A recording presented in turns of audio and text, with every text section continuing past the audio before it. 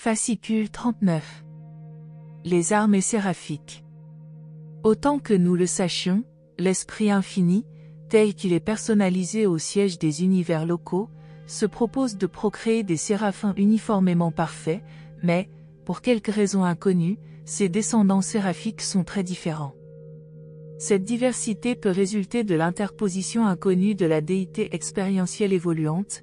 S'il en est ainsi, nous ne pouvons pas le prouver. Nous constatons toutefois qu'après avoir été soumis à des épreuves éducatives et à une discipline d'entraînement, les séraphins se classent infailliblement et nettement en 7 groupes comme suit.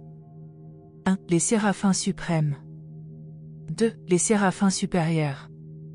3. Les séraphins superviseurs. 4. Les séraphins administrateurs. 5. Les aides planétaires. 6. Les ministres de transition.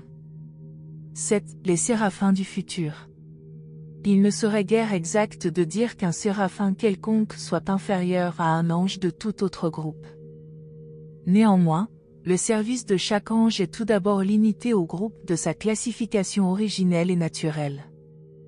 Manosia, mon associé séraphique dans la préparation du présent exposé, est un séraphin suprême qui a jadis opéré uniquement comme tel. Par son assiduité et son service dévoué, elle a réussi tour à tour dans chacun des 7 services séraphiques. Elle a été en fonction dans presque toutes les voies d'activités ouvertes à un séraphin, et maintenant elle occupe le poste de chef adjoint des séraphins sur Urantia.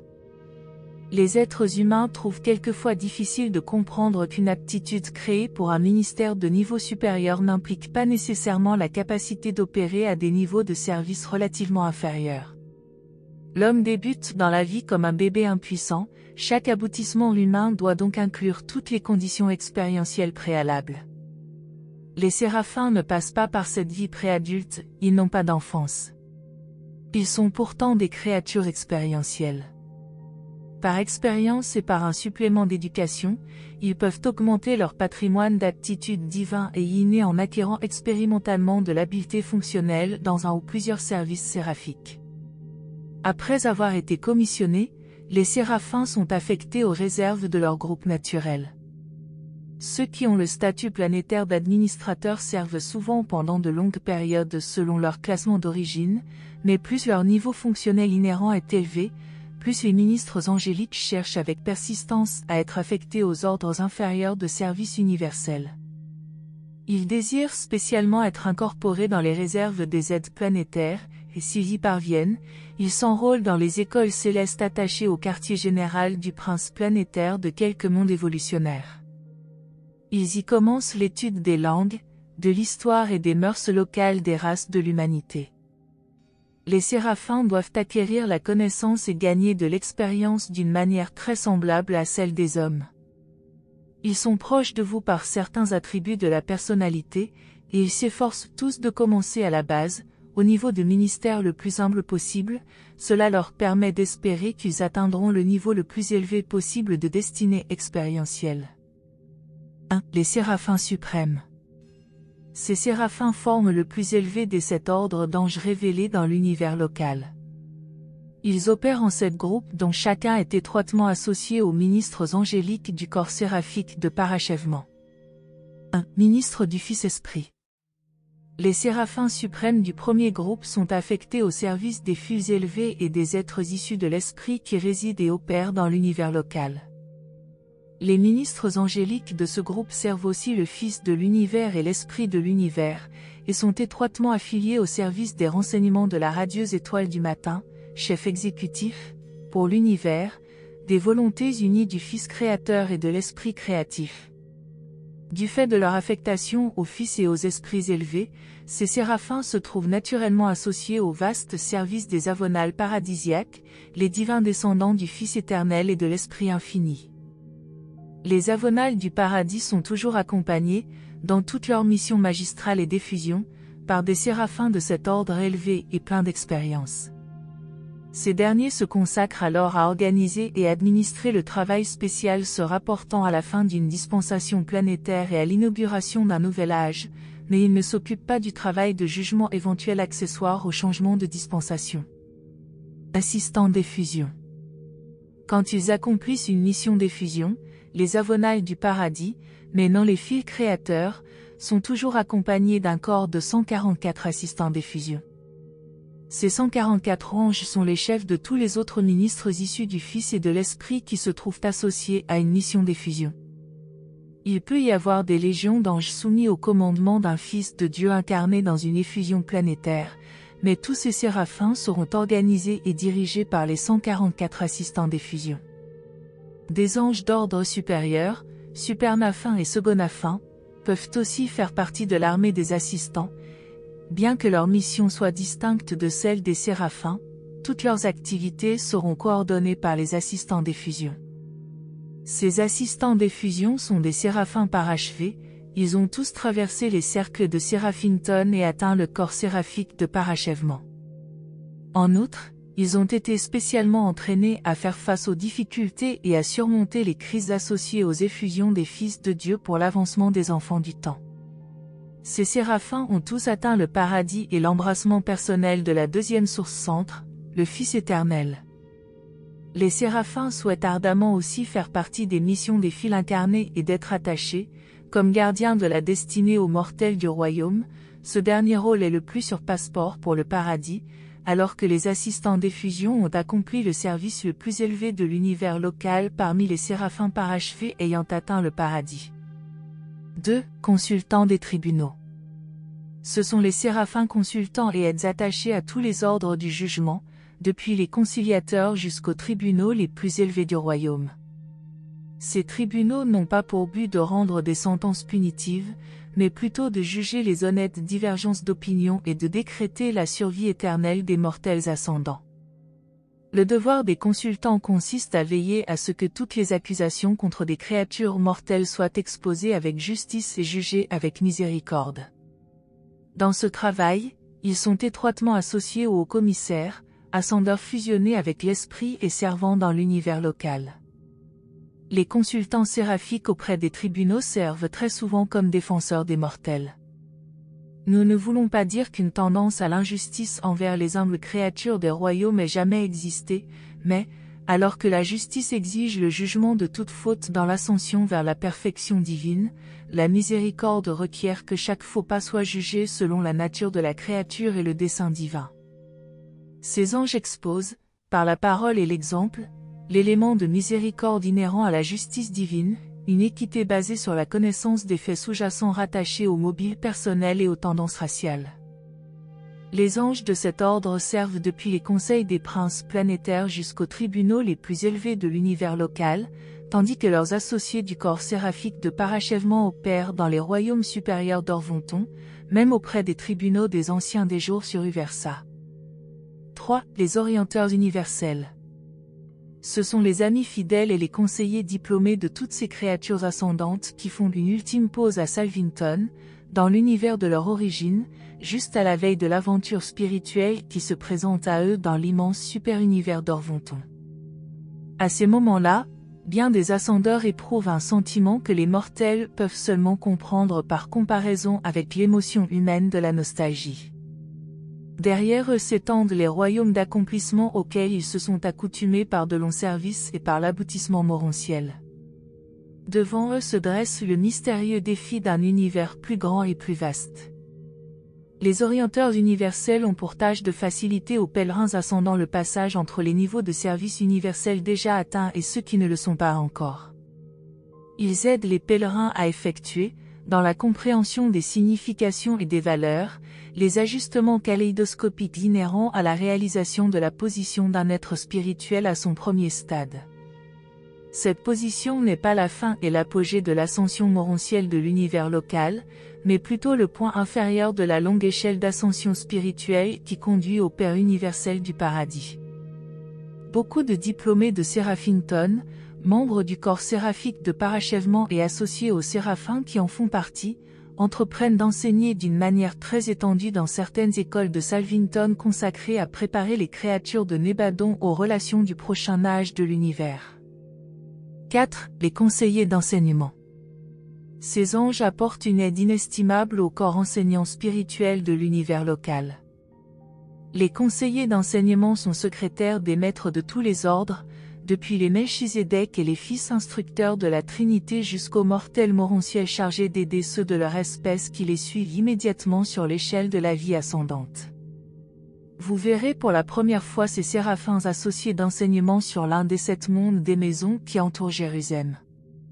Ces séraphins deviennent associés des chefs de division des nombreuses institutions des univers locaux où l'on éduque et instruit.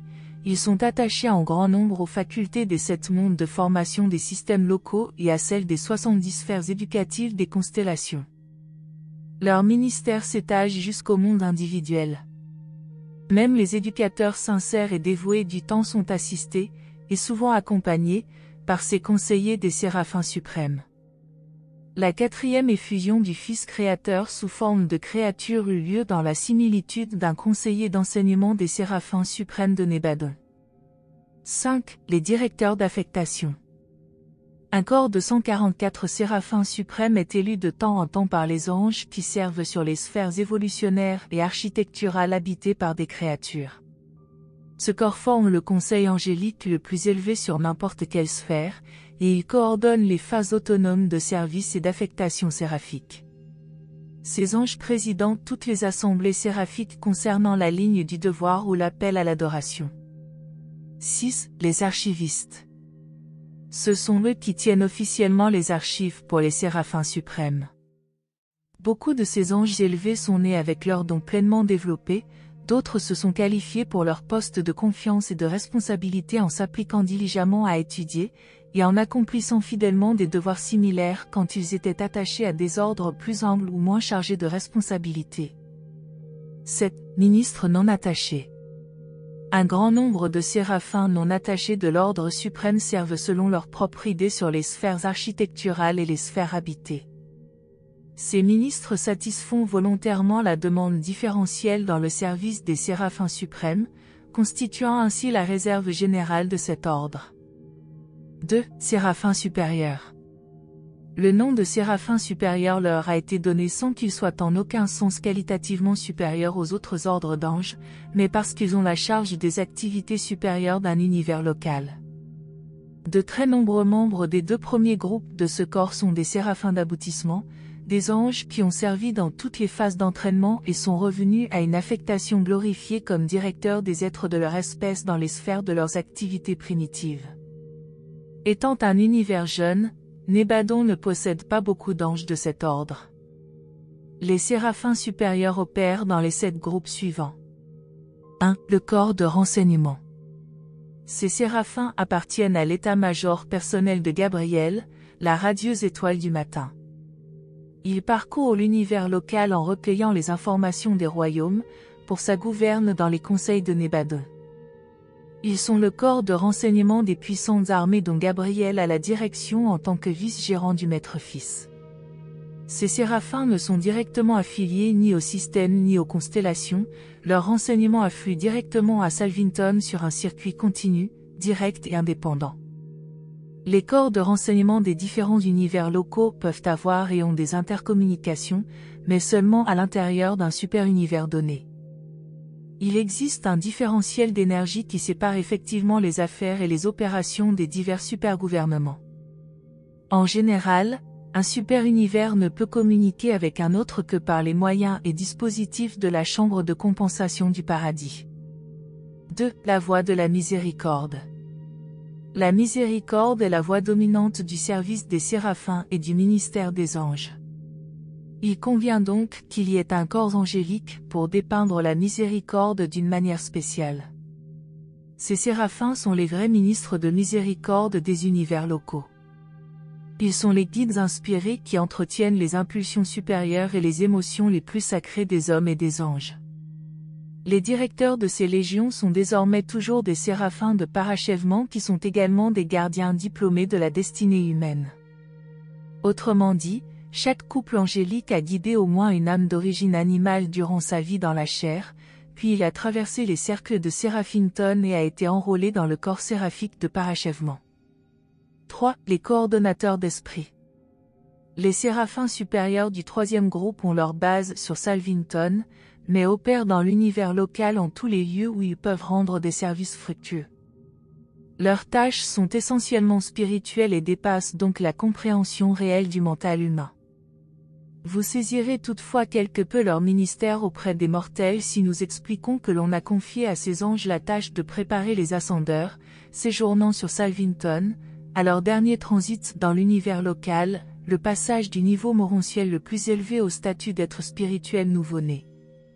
De même que, sur les mondes des maisons, les planificateurs mentaux aident les créatures survivantes à s'adapter au potentiel du mental morontiel et à s'en servir efficacement. De même sur Salvington, ces séraphins instruisent les diplômés morontiels au sujet des facultés nouvellement acquises du mental de l'esprit. Ils servent encore les ascendeurs de beaucoup d'autres manières. 4. Les maîtres assistants. Les maîtres assistants sont les aides et les associés de leurs compagnons séraphins, les conseillers enseignants. Ils sont aussi en contact individuel avec les vastes institutions éducatives de l'univers local, et spécialement avec le septuple plan de formation mis en œuvre sur les mondes des maisons des systèmes locaux. Un merveilleux corps de cet ordre de séraphins fonctionne sur Urantia en vue de soutenir et de faire progresser la cause de la vérité et de la droiture. 5. Les transporteurs. Tous les groupes d'esprits tutélaires ont leur corps de transport, des ordres angéliques consacrés aux soins de transporter les personnalités incapables de voyager par elles-mêmes d'une sphère à une autre. Les séraphins supérieurs du 5e groupe ont leur siège installé sur Salvington et servent de franchisseurs d'espace pour se rendre au siège de l'univers local ou pour en partir.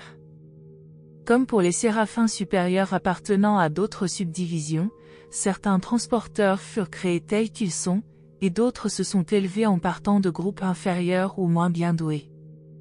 Les séraphins ont une réserve d'énergie, entièrement adéquate aux besoins de l'univers local et même du super-univers, mais ils ne pourraient jamais résister aux exigences énergétiques imposées par un voyage aussi long que celui du Versa à Avona. Un trajet aussi épuisant nécessite les pouvoirs spéciaux d'un soconafin primaire qualifié pour les transports. Les transporteurs se chargent d'énergie pour le vol alors qu'ils sont en transit et récupèrent leur pouvoir personnel à la fin du voyage. Même sur Salvington, les mortels ascendants ne possèdent pas de forme personnelle de transit. Les ascendeurs doivent recourir au transport séraphique pour avancer de monde en monde tant qu'ils n'ont pas pris, sur le cercle intérieur de Avona, leur ultime sommeil de repos suivi du réveil éternel au paradis. Ensuite, vous ne dépendrez plus des anges pour vous transporter d'univers en univers. Le processus d'enséraphinement ressemble quelque peu à l'expérience de la mort ou du sommeil, exception faite de ce que l'assoupissement de transit comporte un élément automatique de temps. Vous êtes consciemment inconscient pendant le repos séraphique, mais votre ajusteur de pensée est entièrement et pleinement conscient. En fait, il est même exceptionnellement efficace, puisque vous êtes incapable de vous opposer à son travail créatif et transformateur, de lui résister ou de le gêner en aucune manière. Quand vous êtes enséraphiné, vous vous endormez pour un temps spécifié et vous vous réveillez au moment fixé. Dans le sommeil de transit, la longueur du voyage n'a pas d'importance. Vous ne vous rendez pas compte directement du temps qui s'écoule. Tout se passe comme si vous vous endormiez dans un véhicule de transport en partant d'une ville, et qu'après avoir paisiblement dormi toute la nuit, vous vous réveillez dans une autre métropole lointaine. Vous avez voyagé assoupi. Et c'est ainsi que vous vous envolez à travers l'espace, enséraphiné, en vous reposant, en dormant. Le sommeil de transit est provoqué par la liaison entre l'ajusteur et les transporteurs séraphiques. Les anges ne peuvent pas transporter de corps combustibles, chair et sang, tels que vous en possédez aujourd'hui, mais ils peuvent transporter tous les autres, depuis les formes moroncielles inférieures jusqu'aux formes spirituelles les plus élevées. Ils n'agissent pas en cas de mort naturelle. Lorsque vous terminez votre carrière terrestre, votre corps reste sur cette planète. Votre ajusteur de pensée rejoint le sein du Père, et les anges transporteurs ne sont pas directement impliqués dans la reconstitution ultérieure de votre personnalité sur le monde d'identification des maisons. Là, votre nouveau corps est une forme moroncielle susceptible d'être enséraphinée. Vous semez un corps mortel dans la tombe et vous récoltez une forme moroncielle sur les mondes des maisons. 6. Les archivistes. Ces personnalités s'occupent spécialement de recevoir, de classer et de réexpédier les archives de Salvington et de ses mondes associés. Ils servent aussi comme archivistes spéciaux pour des groupes résidents de personnalités supérieures et super-universelles, comme clercs des tribunaux de Salvington et comme secrétaires de leurs dirigeants. Les diffuseurs, récepteurs et émetteurs forment une subdivision spéciale des archivistes séraphiques. Ils s'occupent d'expédier les documents et de disséminer les informations essentielles. Leur travail est d'ordre très élevé, en effet, ils comportent des circuits multiples permettant à 144 000 messages de passer simultanément par une même ligne d'énergie. Ils adaptent les techniques idéographiques supérieures des chefs archivistes superaphiques. Grâce à ces symboles communs, ils maintiennent un contact réciproque à la fois avec les coordonnateurs de renseignement des supernafins tertiaires et les coordonnateurs glorifiés de renseignement du corps séraphique de parachèvement. Les archivistes séraphiques de l'ordre supérieur effectuent ainsi une liaison étroite avec le corps de renseignement de leur propre ordre et avec tous les archivistes subordonnés, alors que les télédiffusions leur permettent de rester en constante communication avec les archivistes supérieurs du super-univers, par ce canal, avec les archivistes de Havona et les gardiens de la connaissance au paradis. Beaucoup d'archivistes de l'ordre supérieur sont des séraphins qui avaient occupé des fonctions similaires dans des sections inférieures de l'univers. 7. Les réserves. De vastes réserves de tous les types de séraphins supérieurs sont maintenues à Salvington, instantanément disponibles pour être expédiées au monde de Nébadon les plus lointains lorsqu'elles sont requises par les directeurs d'affectation ou demandées par les administrateurs de l'univers. Les réserves de séraphins supérieurs fournissent aussi des aides messagers, sur réquisition du chef des brillantes étoiles du soir, qui a la charge de conserver et d'expédier toutes les communications personnelles. Un univers local est largement équipé de tous les moyens adéquats d'intercommunication, mais il subsiste toujours un surplus de messages qu'il faut expédier par des messagers personnels. Les réserves de base pour l'ensemble de l'univers local sont maintenues sur les mondes séraphiques de Salvington. Leur corps inclut tous les types de tous les groupes d'anges. 3. Les séraphins superviseurs. Cet ordre d'anges universels aux talents variés est affecté exclusivement au service des constellations. Ces habiles ministres installent leurs quartiers généraux sur les capitales des constellations, mais opèrent dans tout Nébadon au profit des royaumes qui leur sont dévolus. 1. Assistant superviseur. Le premier ordre des séraphins superviseurs est affecté au travail collectif des pères des constellations et assiste toujours efficacement les Très-Hauts. Ces séraphins s'occupent en premier lieu de l'unification et de la stabilisation d'une constellation tout entière. 2. Les pronostiqueurs de loi. Le fondement intellectuel de la justice est la loi. Dans un univers local, la loi prend son origine dans les assemblées législatives des constellations. Ces corps délibératifs codifient et promulguent officiellement les lois fondamentales de Nébadon, lois qui ont pour but de procurer à une constellation entière le maximum de coordination compatible avec la politique établie de ne pas violer le libre arbitre moral des créatures personnelles. Les séraphins superviseurs du deuxième ordre ont pour tâche d'apporter aux législateurs de la constellation un pronostic sur la manière dont une ordonnance proposée affecterait la vie des créatures douées de libre arbitre. Ils sont bien qualifiés pour accomplir ce service en raison de leur longue expérience dans les systèmes locaux et sur les mondes habités. Ces séraphins ne cherchent pas à favoriser spécialement un groupe ou un autre, mais ils comparaissent devant les législateurs célestes pour parler au nom de ceux qui ne peuvent pas se présenter pour s'exprimer personnellement. Les mortels eux-mêmes peuvent contribuer à l'évolution de la loi universelle, car ce ne sont pas nécessairement les désirs transitoires et conscients des hommes que ces séraphins dépeignent pleinement et fidèlement, mais plutôt les vraies aspirations de l'homme intérieur, de l'âme morontielle évoluante des mortels matériels sur les mondes de l'espace. 3. Les architectes sociaux. Depuis les planètes individuelles jusqu'aux mondes éducatifs morontiels, ces séraphins travaillent à embellir tous les contacts sociaux sincères et à favoriser l'évolution sociale des créatures de l'univers. Ils sont les anges qui cherchent à dépouiller de tout caractère artificiel les associations d'êtres intelligents, tout en s'efforçant de faciliter les interassociations de créatures volitives sur la base d'une vraie compréhension de soi et d'une sincère estime mutuelle. Les architectes sociaux font tout ce qui est en leur pouvoir et dans leur domaine pour réunir des individus assortis, afin de former sur Terre des groupes de travail efficaces et agréables. De tels groupes se trouvent parfois réassociés sur les mondes des maisons pour continuer leur fructueux service. Mais ces séraphins n'atteignent pas toujours leur but, ils ne réussissent pas toujours à réunir ceux qui formeraient le groupe le plus idéal pour atteindre un objectif donné ou pour accomplir une tâche déterminée. Il leur faut alors utiliser les meilleurs matériaux disponibles. Ces anges continuent leur ministère sur les mondes des maisons et les mondes morontiels supérieurs. Ils s'occupent de toute entreprise concernant le progrès sur les mondes morontiels et intéressant 3 personnes ou davantage.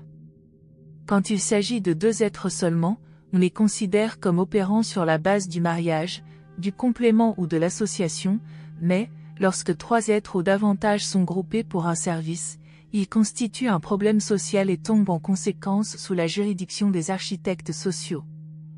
Sur Edentia, ces séraphins efficaces sont organisés en 70 divisions qui servent sur les 70 mondes de progrès morontiel entourant la sphère siège.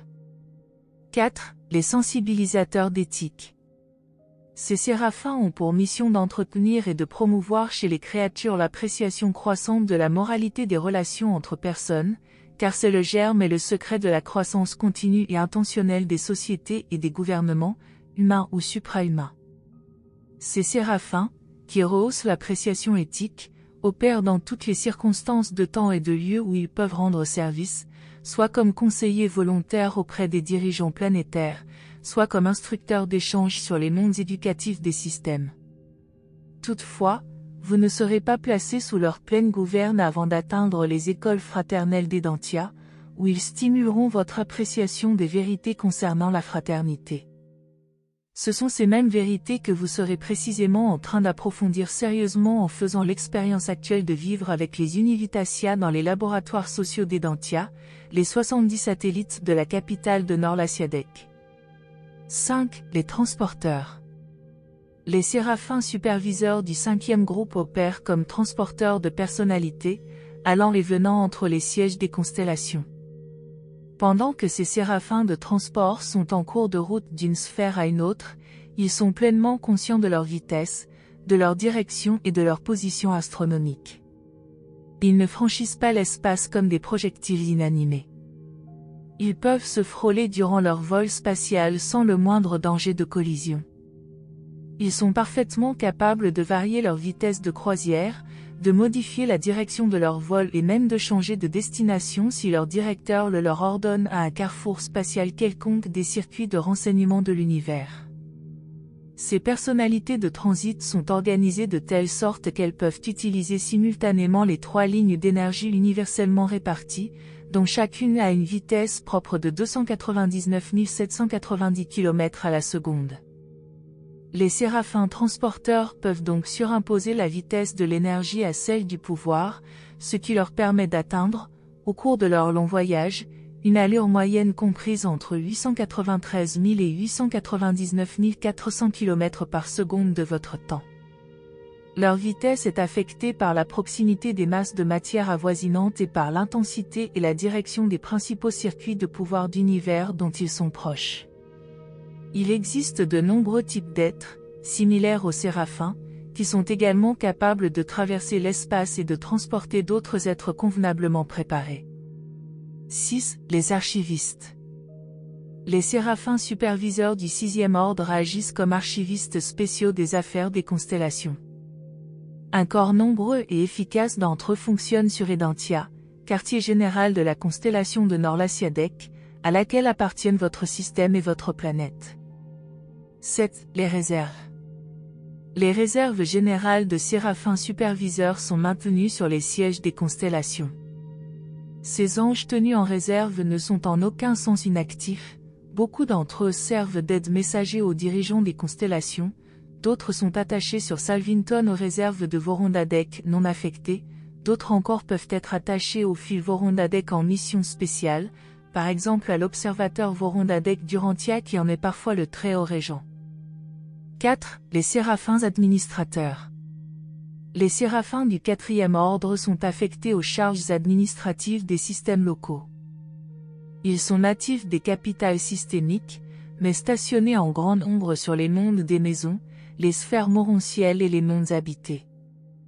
Les séraphins du 4e ordre sont doués par nature de qualités administratives exceptionnelles.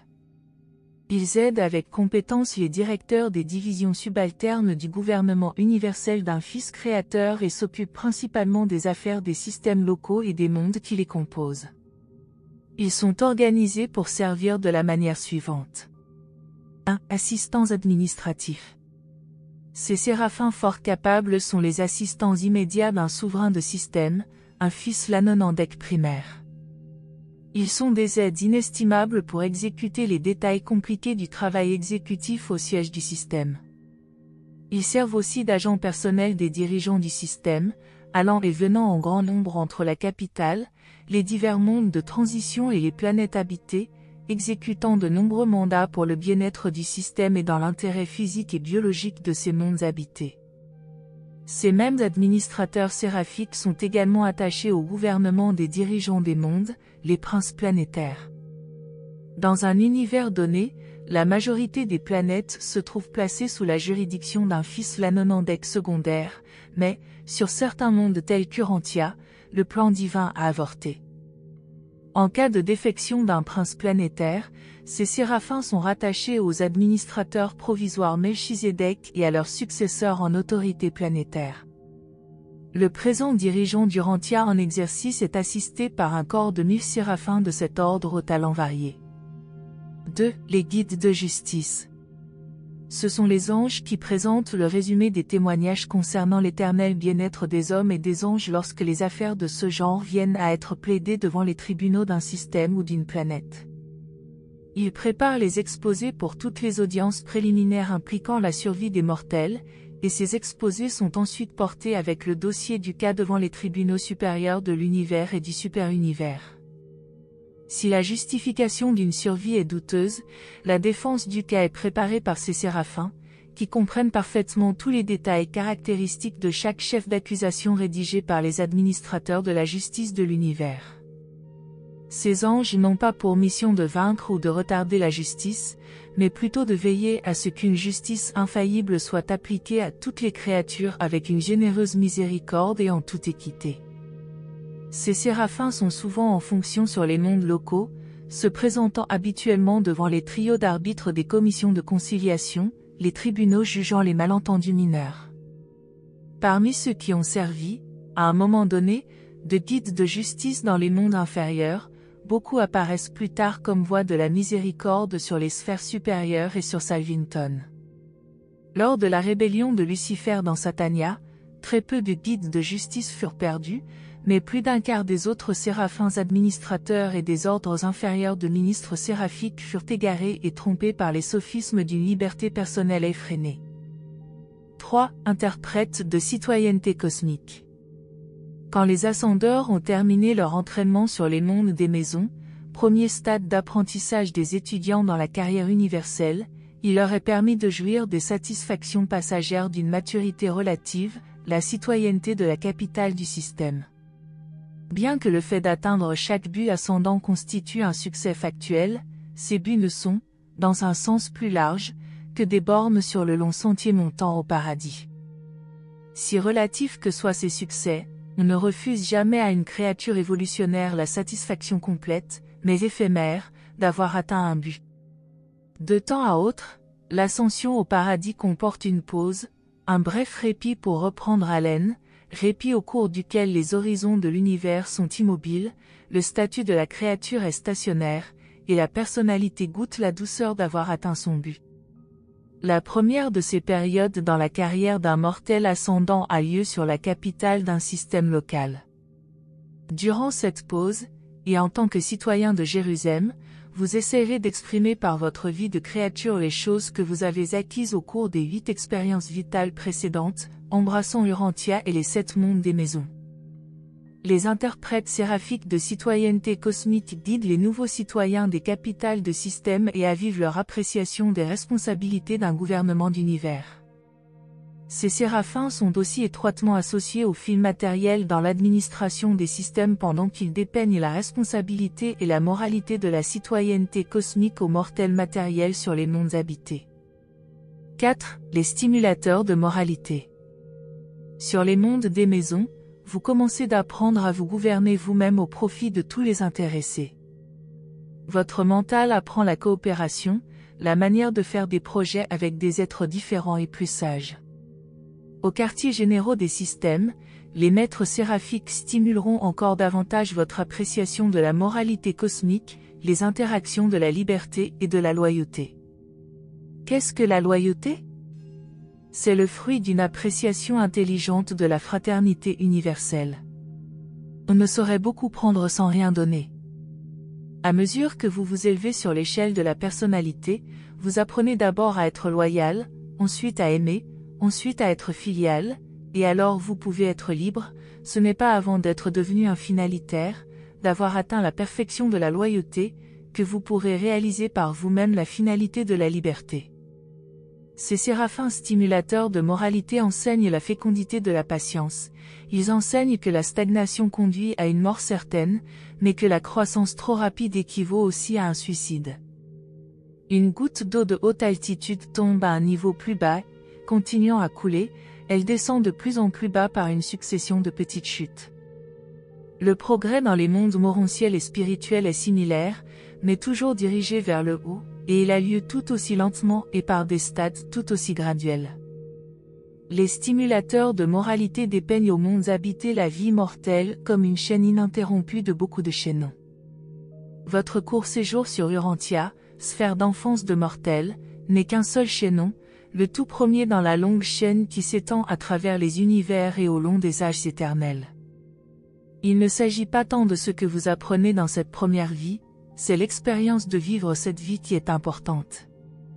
Même le travail dans ce monde, si important qu'il soit, n'est pas de loin aussi important que la manière dont vous l'effectuez.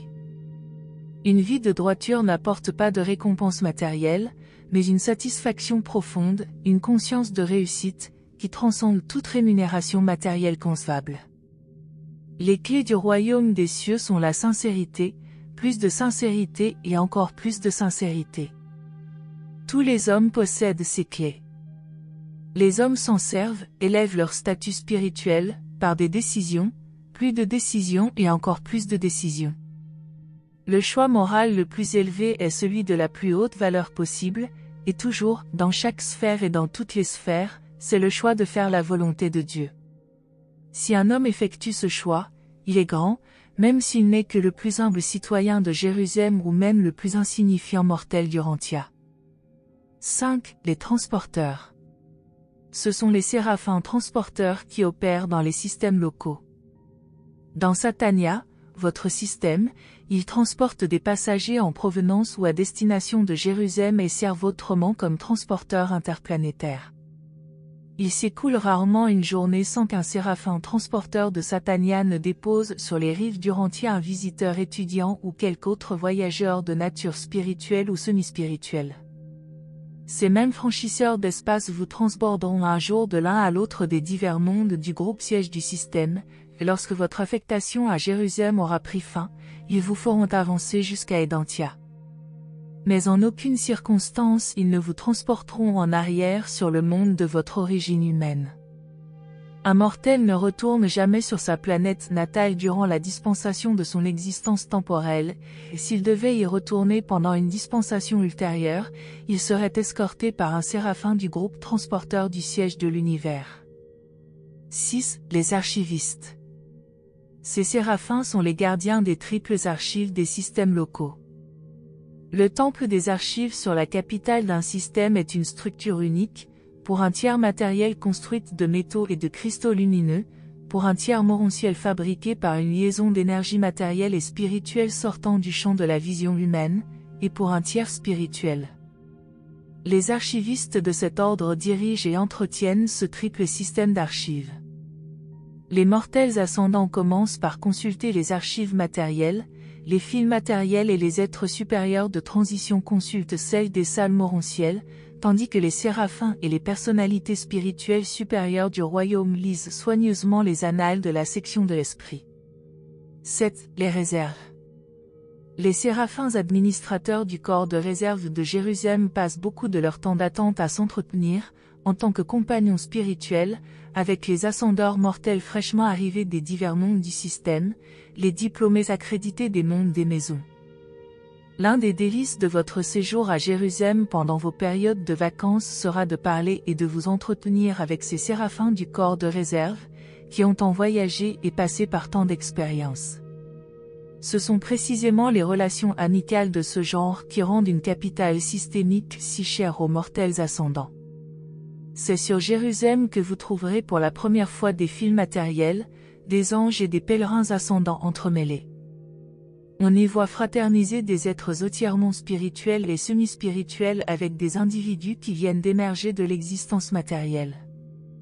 Les formes mortelles y sont tellement modifiées et les champs de réaction humaine à la lumière tellement étendus que tous peuvent avoir le plaisir de se reconnaître mutuellement et de comprendre sympathiquement leur personnalité. 5. Les aides planétaires. Ces séraphins maintiennent des quartiers généraux sur les capitales des systèmes, bien qu'étroitement associés aux citoyens adamiques qui y résident. Ils sont principalement affectés au service des Adams planétaires, les élévateurs biologiques ou physiques des races matérielles sur les mondes évolutionnaires.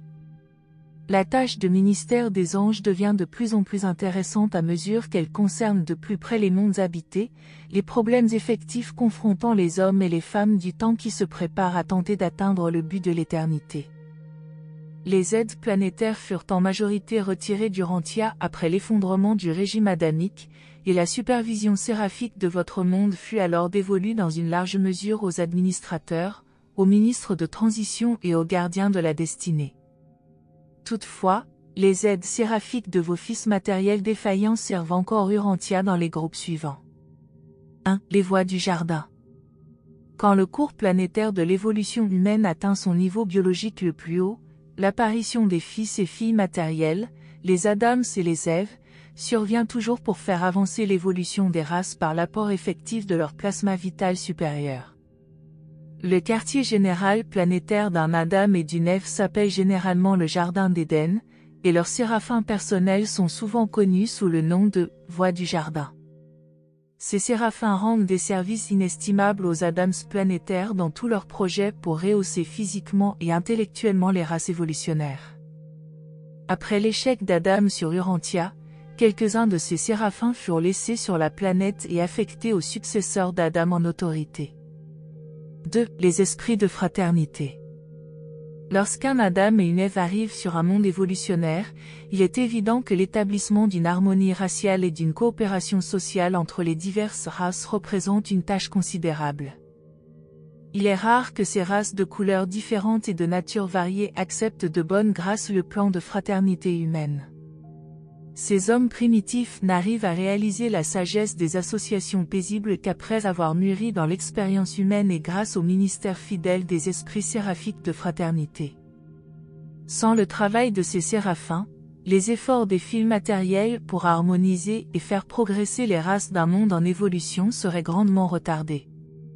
Et, si votre Adam s'en était tenu au plan originel pour l'avancement d'Urantia, les esprits de fraternité auraient déjà produit des transformations incroyables dans la race humaine. Compte tenu de la défaillance d'Adam, il reste remarquable que ces ordres séraphiques aient réussi à entretenir et à réaliser même le degré relatif de fraternité existant présentement sur Urantia. 3. Les âmes de paix. Les premiers millénaires d'efforts ascensionnels des hommes évolutionnaires sont marqués par de nombreuses luttes. La paix n'est pas l'état naturel des royaumes matériels. C'est d'abord par le ministère des âmes séraphiques de paix que les hommes réalisent le sens de « paix sur la terre et bonne volonté parmi les hommes ». Bien que ces anges aient été largement contrecarrés dans leur tentative initiale sur Urantia, Vevona, chef des âmes de paix à l'époque d'Adam, fut laissé sur Urantia, et il est actuellement attaché à l'état-major du gouverneur général résident. C'est ce même Vevona, agissant comme chef des armées angéliques, qui annonça au monde, lors de la naissance de Michael, gloire à Dieu dans Avona, et sur la terre, paix et bonne volonté parmi les hommes. Aux époques plus avancées d'évolution planétaire, ces séraphins contribuent à substituer à l'ancienne idée d'expiation le concept d'accord divin comme philosophie de la survie des mortels. 4. Les esprits de confiance. La suspicion est la réaction innée des hommes primitifs.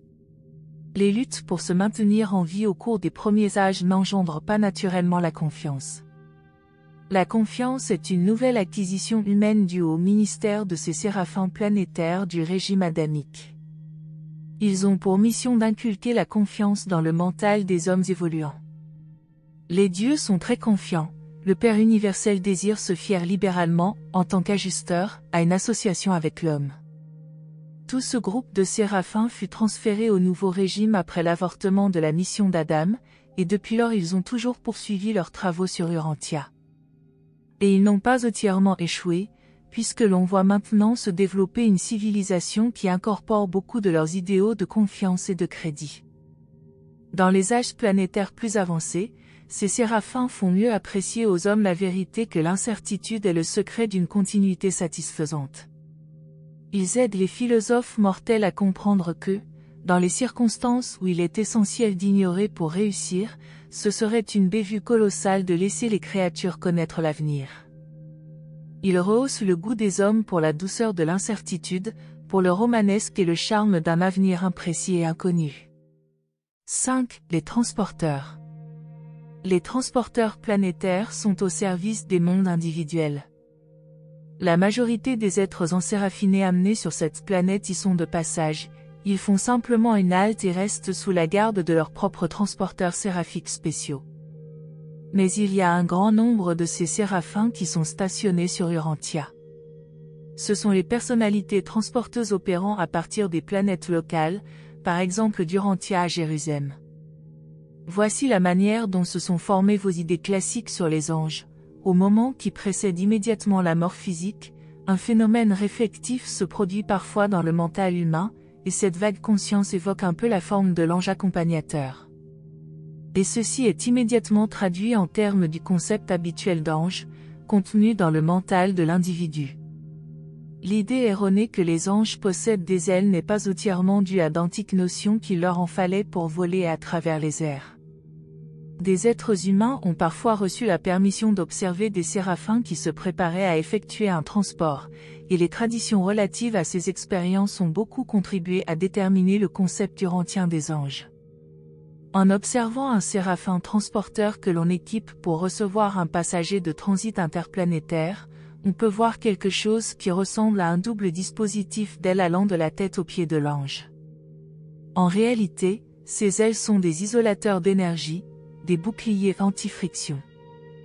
Lorsque des êtres célestes doivent être enséraphinés pour un transfert d'un monde à un autre, on les amène au quartier général de la sphère, après les avoir régulièrement inscrits, on les plonge dans le sommeil de transit. Entre-temps, le séraphin transporteur se met en position horizontale immédiatement au-dessus du pôle d'énergie universel de la planète. Pendant que les boucliers énergétiques sont largement ouverts, les assistants séraphiques de service déposent habilement la personnalité endormie directement sur l'ange transporteur, après quoi les paires supérieures et inférieures de boucliers sont soigneusement fermées et ajustées. Ensuite, sous l'influence des transformateurs et des transmetteurs, une bizarre métamorphose commence en même temps que l'on prépare l'ange à se lancer dans les courants d'énergie des circuits universels. Vu de l'extérieur, le séraphin devient pointu à ses extrémités, et se recouvre d'une étrange lumière de teinte ambrée au point qu'il devient très vite impossible de distinguer la personnalité enséraphinée. Quand tout est prêt pour le départ, le chef des transports inspecte avec soin le véhicule de vie et procède aux essais habituels pour s'assurer que l'ange est convenablement circuité ou non. Puis il annonce que le voyageur est bien enséraphiné, que les énergies sont ajustées, que l'ange est isolé et que tout est prêt pour l'éclair du départ. Les contrôleurs mécaniques au nombre de 2 se mettent alors en position. À ce moment, le séraphin transporteur est devenu une silhouette de luminosité scintillante, vibrante, presque transparente ayant la forme d'une torpille. L'expéditeur des transports du royaume convoque alors les batteries auxiliaires de transmetteurs vivants d'énergie, généralement au nombre de 1000. En même temps qu'il annonce la destination du transport, il s'allonge et touche le point le plus proche du véhicule séraphique, lequel s'élance à la vitesse d'un éclair en laissant derrière lui une traînée de luminosité céleste aussi loin que s'étend l'atmosphère de la planète. En moins de 10 minutes, le merveilleux spectacle sera perdu de vue, même pour la vision renforcée des séraphins. Les rapports spatiaux de la planète sont reçus à midi sur le méridien du quartier général spirituel qui a été désigné, et les transporteurs sont expédiés du même endroit à minuit. C'est l'heure la plus favorable pour leur départ et c'est leur standard, sauf indication contraire. 6. Les archivistes. Ce sont les conservateurs des affaires majeures de la planète concernant ses fonctions en tant que partie du système et ses relations avec le gouvernement de l'univers. Leur fonction consiste à enregistrer les affaires planétaires, mais ils ne s'occupent pas de questions relatives à la vie et à l'existence individuelle. 7. Les réserves. Le corps de réserve des séraphins planétaires de Satania est maintenu à Jérusalem en association étroite avec les réserves de fils matériels. Ces réserves abondantes suffisent largement pour toutes les phases des multiples activités de cet ordre séraphique. Ces anges sont aussi les porteurs de messages personnels des systèmes locaux. Ils servent les mortels de transition, les anges et les fils matériels, aussi bien que d'autres êtres domiciliés au siège des systèmes. Bien qu'Urantia soit présentement exclu des circuits spirituels de Satania et de Norlasiadek, vous restez par ailleurs en contact intime avec les affaires interplanétaires, car les messagers de Jérusalem viennent fréquemment sur ce monde comme sur toutes les autres sphères du système. 6. Ministres de transition. Comme leur nom le suggère, les séraphins de ministère de transition offrent leurs services partout où ils peuvent contribuer à la transition des créatures entre l'état matériel et l'état spirituel. Ces anges servent depuis les mondes habités jusqu'au capital de système, mais ceux de Satania orientent présentement leurs plus grands efforts vers l'éducation des mortels survivants sur les 7 mondes des maisons. Leur ministère est diversifié selon les 7 ordres d'affectation suivants. 1. Les évanges séraphiques. 2. Les interprètes raciaux. 3. Les planificateurs mentaux. 4. Les conseillers de la Morancia. 5. Les techniciens. 6. Les instructeurs archivistes. 7. Les réserves tutélaires. Dans les exposés traitant des mondes des maisons et de la vie morontielle, vous en apprendrez davantage sur le ministère de ces séraphins auprès des ascendeurs de transition. 7. Séraphins du futur. Ces anges n'exercent guère leur ministère en dehors des royaumes les plus anciens et des planètes les plus évoluées de Nébadon. Un grand nombre d'entre eux sont tenus en réserve sur les mondes séraphiques proches de Salvington, où ils s'occupent de recherches en rapport avec l'âge de lumière et de vie dont l'aurore apparaîtra un jour pour Nébadon. La fonction de ces séraphins est bel et bien en rapport avec la carrière mortelle ascendante, mais ils s'occupent presque exclusivement des mortels survivants de l'un des ordres d'ascension modifiés. Dans la mesure où ces anges ne sont maintenant directement concernés ni par Urantia ni par les Urantiens, nous estimons qu'il est préférable de ne pas décrire leurs passionnantes activités. Puis, la destinée des séraphins. Les séraphins ont leur origine dans les univers locaux, et quelques-uns achèvent leur destinée de service dans les royaumes mêmes où ils sont nés. Avec l'aide et les conseils des archanges seniors, quelques séraphins peuvent être élevés au service exalté de brillantes étoiles du soir, tandis que d'autres atteignent le statut et le service de coordonnées non révélées des étoiles du soir. Ils peuvent tenter encore d'autres aventures dans une destinée d'univers local, mais Seraphington demeure à jamais le but de tous les anges. Seraphington est le seuil angélique d'accès au paradis et d'aboutissement à la déité, la sphère de transition entre le ministère du temps et le service exalté de l'éternité. Les séraphins peuvent atteindre le paradis par des dizaines, et même des centaines, de voies, mais les plus importantes étudiées dans ces exposés sont les suivantes. 1. Gagner à titre personnel l'admission à la demeure séraphique du paradis en parvenant à la perfection, dans un service spécialisé, comme artisan céleste, conseiller technique ou archiviste céleste. Devenir un compagnon du paradis, après avoir atteint ainsi le centre de toutes choses, devenir peut-être un ministre et un conseiller éternel auprès des ordres séraphiques et autres. 2. Être convoqué à Séraphington. Dans certaines conditions, les séraphins sont mandés en haut lieu. Dans d'autres circonstances, les anges atteignent parfois le paradis en un temps beaucoup plus bref que les mortels. Mais, si qualifiée que soit une paire de séraphins, elle ne peut prendre l'initiative de partir ni pour Séraphington ni pour ailleurs. Seuls les gardiens de la destinée ayant réussi peuvent être sûrs d'aller au paradis par un chemin progressif d'ascension évolutionnaire. Tous les autres doivent attendre patiemment l'arrivée des supernaphins tertiaires, messagers du paradis, avec des convocations leur ordonnant d'apparaître en haut lieu. 3. Atteindre le paradis par la technique humaine évolutionnaire. Le poste de choix suprême des séraphins dans la carrière du temps est celui d'ange gardien, qui leur permet d'atteindre la carrière de la finalité et de se qualifier pour être affectés aux sphères éternelles de service séraphique. Ces guides personnels des enfants du temps s'appellent gardiens de la destinée, signifiant qu'ils gardent des créatures mortelles dans le sentier de la destinée divine, et qu'en faisant cela ils déterminent leur propre haute destinée. Les gardiens de la destinée sont choisis parmi les personnalités angéliques les plus expérimentées de tous les ordres des séraphins qui se sont qualifiés pour ce service. Des gardiens temporaires sont affectés à tous les mortels survivants dont la destinée est de fusionner avec leur ajusteur, et ces associés peuvent leur être attachés en permanence quand les survivants mortels atteignent le développement intellectuel et spirituel nécessaire. Avant de quitter les mondes des maisons, les ascendeurs mortels ont tous des associés séraphiques permanents.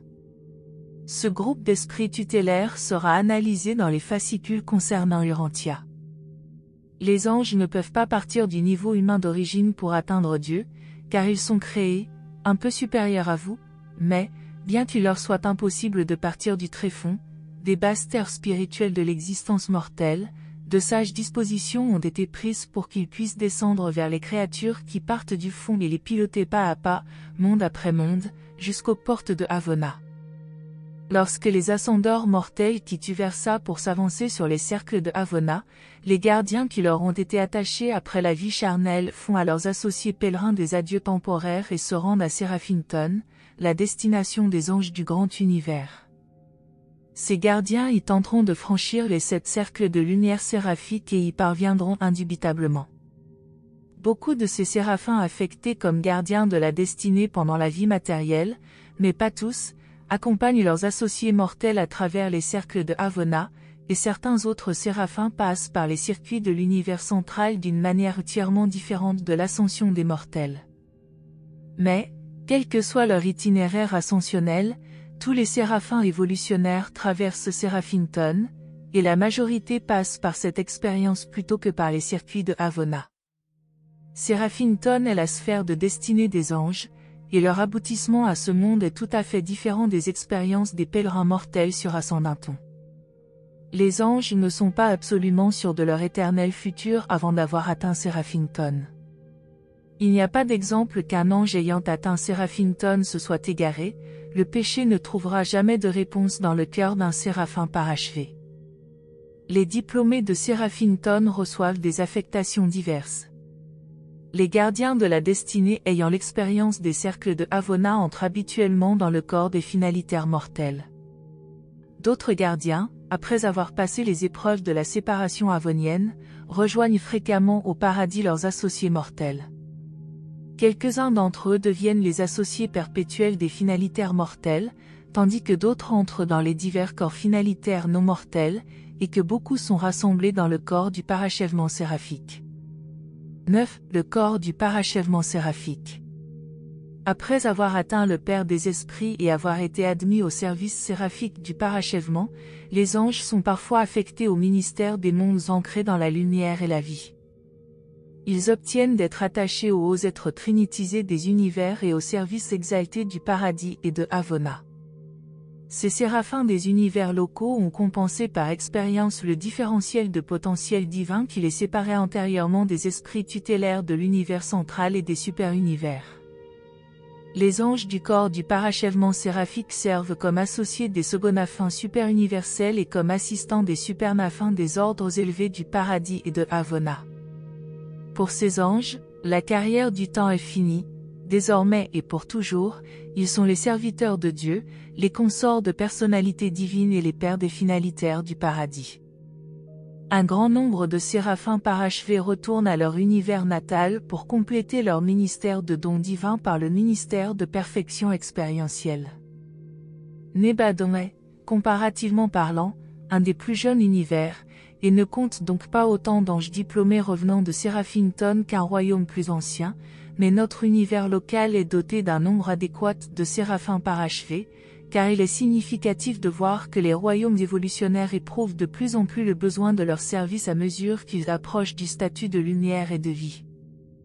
Les séraphins parachevés sont maintenant en majorité au service des ordres suprêmes de séraphins, mais quelques-uns sont au service de chacun des autres ordres angéliques. Votre monde lui-même bénéficie du ministère étendu de 12 groupes spécialisés du corps du parachèvement séraphique. Ces maîtres séraphins de supervision planétaire accompagnent sur les mondes habités tous les princes planétaires qui sont nouvellement commissionnés. Beaucoup de voies passionnantes sont ouvertes aux séraphins parachevés pour y exercer leur ministère. Au jour précédant leur arrivée au paradis, ils désiraient tous ardemment une affectation de gardien de la destinée. Dans leur expérience postérieure au paradis, ils désirent surtout servir comme accompagnateurs d'effusion auprès des fils du paradis incarnés. Ils restent suprêmement dévoués au plan universel lançant les créatures mortelles des mondes évolutionnaires sur la longue route du séduisant voyage vers le but paradisiaque de divinité et d'éternité. Pendant toute l'aventure mortelle pour trouver Dieu et pour parvenir à la perfection divine, ces ministres spirituels de parachèvement séraphique et les fidèles esprits tutélaires du temps sont toujours vos vrais amis et restent perpétuellement des aides sur qui vous pouvez compter. Présenté par un Melchizedek agissant sur requête du chef des armées séraphiques de Nebadon. N'oubliez pas de laisser vos commentaires ci-dessous pour partager vos propres réflexions sur le livre d'Urantia, et si vous avez aimé cette vidéo, n'hésitez pas à la liker et à la partager avec d'autres personnes intéressées par la spiritualité et philosophie. Merci de nous avoir rejoints aujourd'hui, et je vous retrouve bientôt pour une nouvelle exploration passionnante. Restez curieux.